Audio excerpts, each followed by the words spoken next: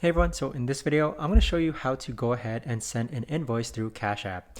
Now you might want to learn how to send an invoice through Cash App if you're a freelancer, small business owner, or someone who needs to request payments for goods or services.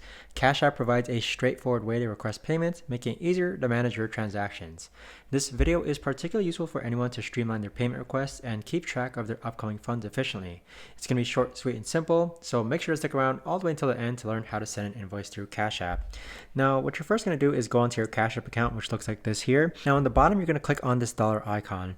Now there's no particular way to actually go ahead and send an invoice through Cash App, but what you can do is actually send an invoice through other means necessary and then simply just request the money on Cash App. So you simply would just click on request, or actually input the dollar amount that you want to request and then click on request.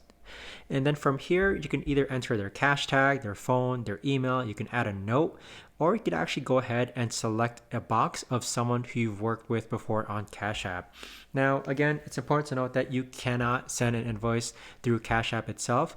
The invoice generation has to be done elsewhere online. So recommendations might be using QuickBooks or FreshBooks to actually go ahead and send your invoice. Either way, the request feature, it's a dedicated way to actually go ahead and request money. It's simple, it's easy to use, you can enter a note, and you can send the request to your client's email, phone number, or cash tag.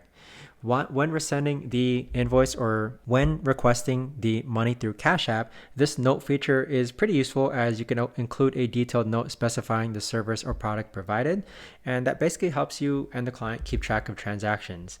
In addition, if you don't want to use FreshBooks or QuickBooks, you can use Square Invoices. And so with that, it integrates with Cash App, and Square Invoices allows you to create professional invoices, set up recurring payments, and also track payment issues.